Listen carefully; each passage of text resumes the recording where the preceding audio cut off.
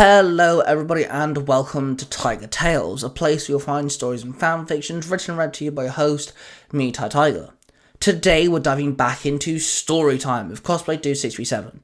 Storytime with Cosplay Dude 637 was a podcast on Spotify hosted by my parabatai, my business partner, my best friend, Cosplay Dude 637.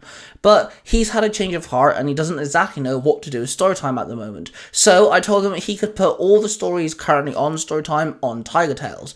That way he's not restricted by a routine or a schedule of any kind, and whenever he wants to drop a new story revolving around the stories in Storytime, he can drop them here. We're playing catch up with the last story now from Storytime, Sword Art Online. This story is, of course, based in the Sword Art Online universe and is a form of continuation from the story. Now, of course, I give you Cosplay Dude 637. Sword Art Online, Dark Forest. Chapter 1. Into the Dark Night. As the years have passed, my team of young heroes have lived through the nightmare of the death game Sword Art Online, all the trials of Gungil Online, and even the countless battles of Alfheim Online.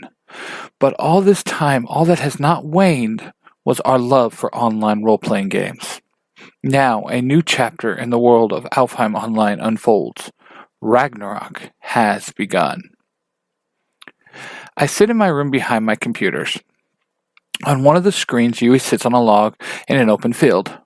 "Daddy, how is it going with the body for the real world?" Yui asks. "I'm working on it, sweetheart, but getting your farm to virtualize is not the most easiest. But I am in contact with a young man by the name of Jeremy Belpois. He's in France, so I'm hoping he will have the missing link I am needing," I reply with a light smile. "Okay. When are you and Mommy coming back home?" Yui asks. "Soon. Asuna, Lifa, and I are going to look into that new forest area that just appeared," I said.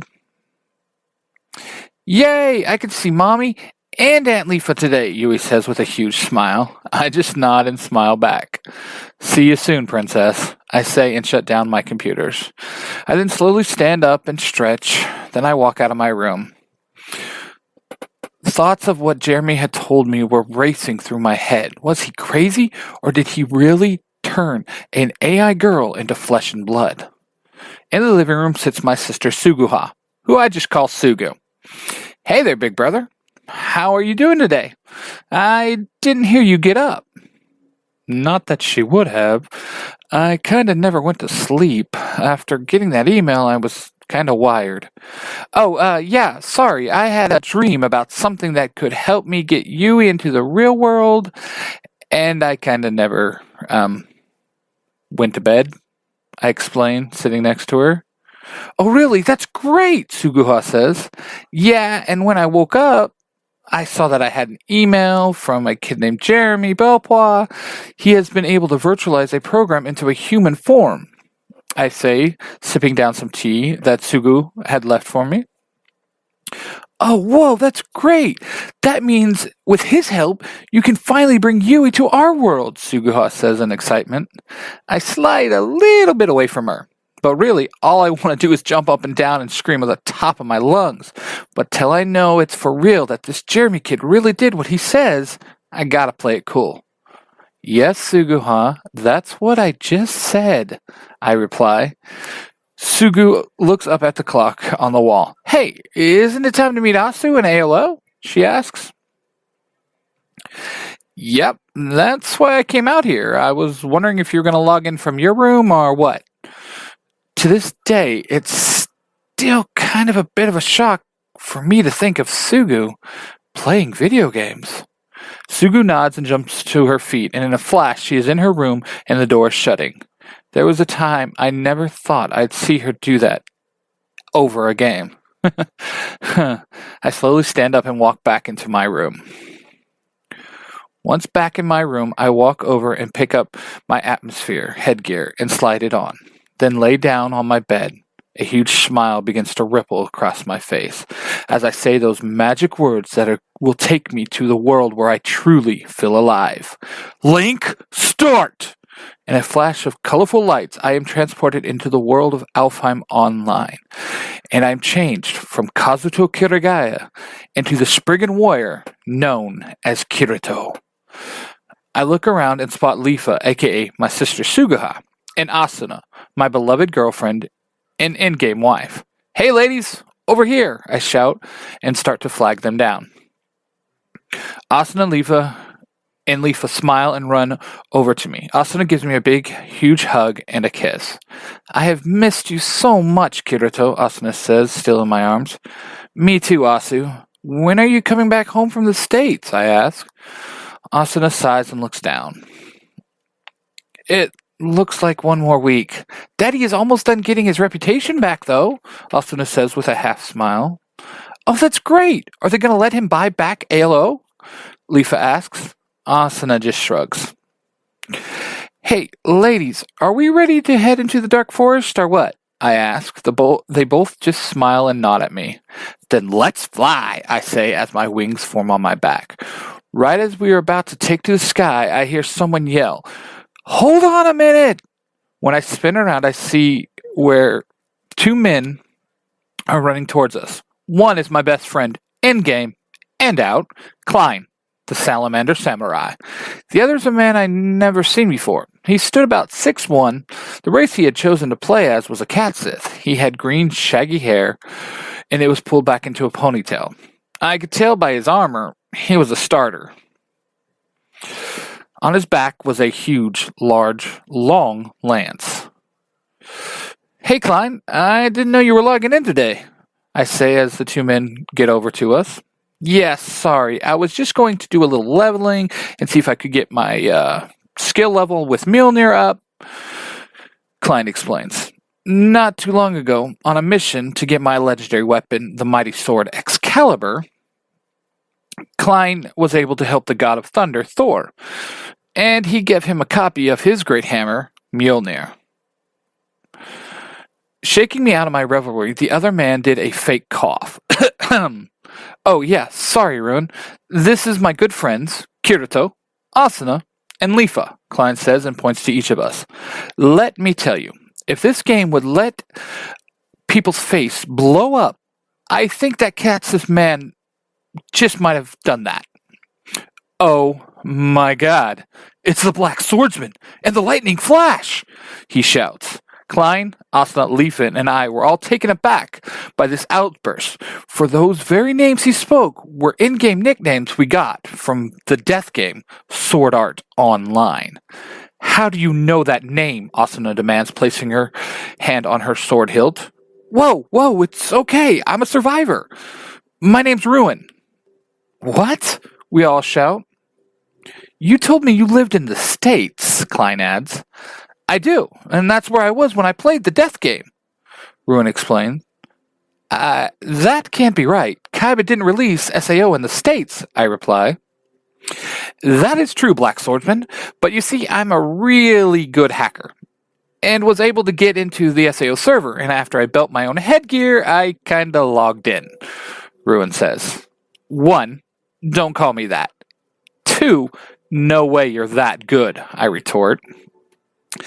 "I really am. Back home, I'm called a prodigy, or better known as a freaky kid with a big brain. Gaming was my only outlet. It made me feel normal, and when I learned what Kaiba was doing, I had to get in on it. To tell you the truth, it was really easy to get in. Almost too easy," Ruin explained. Was it possible? Could this Lancer really be that good?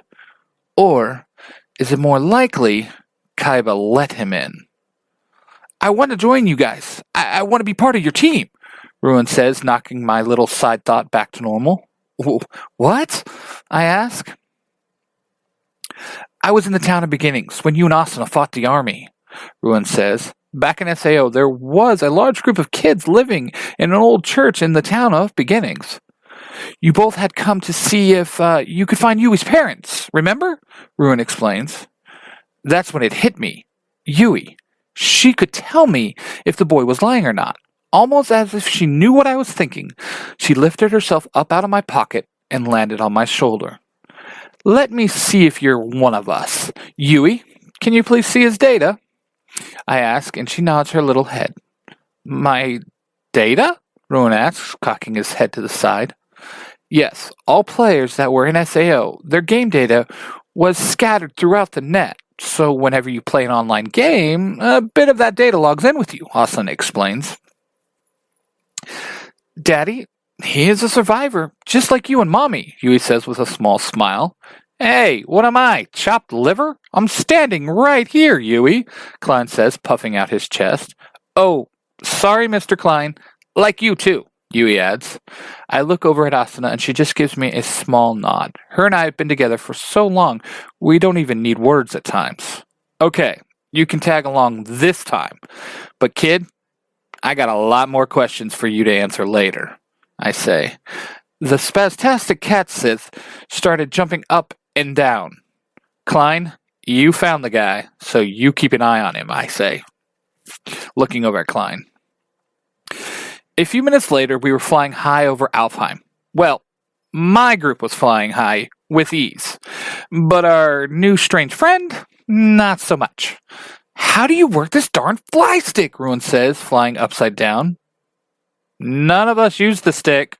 Leafa showed us how to fly without it, Klein says with a giggle, looking over at Leafa. It's true. My sister was the master of the skies in our little band of heroes. So, Kirito, what info do you got on this new land? Where are we going? Asuna says, flying next to me. Not too much to go on. I heard a rumor that the new land has something to do with the god of mischief, I said with a half smile. Hold up. We're flying to a place that's made by Loki? Ruin asks. I guess so, but how'd you know that? I asked with a very puzzled look. I had not even learned that name of the god yet. Well, almost all of Alfheim is based off of Nordic mythology. And in mythology, Loki is known as the god of mischief, Ruin explains. Everyone just shoots him a very shocked look. What? IRL, I want to be an archaeologist like my dad. With that being said, you really need to know your mythology, Ruin explains. So, what? Does that have to do with this Ragnarok thing I've been hearing about the last few weeks? Asuna asks. Well, let's see. Ragnarok is a world-ending event where a huge battle is fought in the dragon Nogohar is said to be the final battle, but seeing as we're in ALO, let's say the final boss fight. Like, ever, Ruin explained. So we need to stop Loki from starting this Ragnarok thingy. How hard could that be? Klein says. Well, the last god we met gave you Mjolnir. And that was one hell of a fight, I say. Hold on. You have Mjolnir? Ruin shouts, shocked. Well, yeah, I got it on the quest when Kirito got Excalibur, Klein replied. No way. You guys got Excalibur also? Ruin shouts again. I just smirk and point to the gold sword on my back. OMG.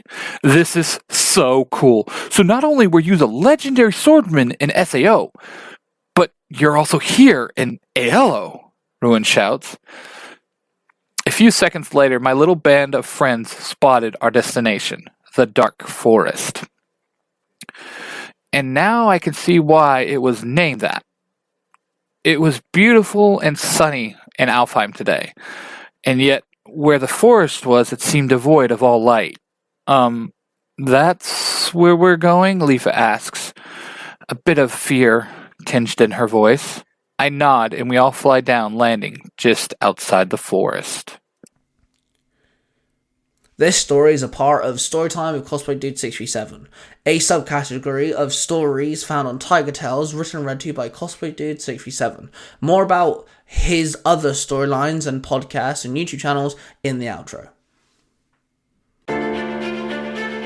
This podcast is a production of the Three Ranger Bros Studios, in association with Zio to Hero, the podcast. Thank you very much for listening to this chapter. If you want to hear more fanfictions and storylines, I have plenty of other Tiger Tales channels that you guys should be checking out. I'm going to give you a list of all of them.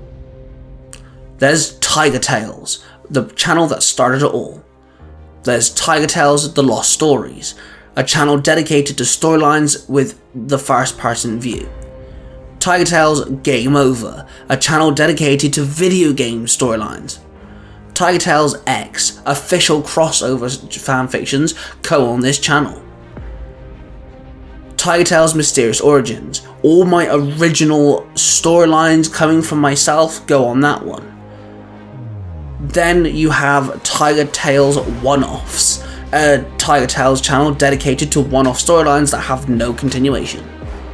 We've also now expanded to podcasts, so make sure you check out everywhere you can listen to your podcast, the Fiction Fighters podcast, where you'll find a storyline called the Fiction Fighters, where fiction is power.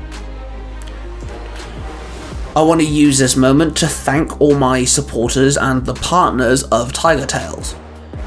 First off, make sure you check out Cosplay Dude 637. I'm going to give you a quick rundown of all the places you can find him and where you can listen to his fanfictions.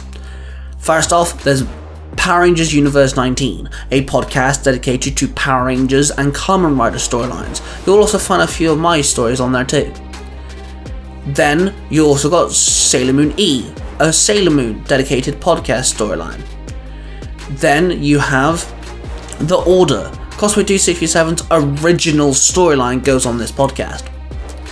Then you have the One Piece audio drama YouTube channel, audio drama dedicated to One Piece.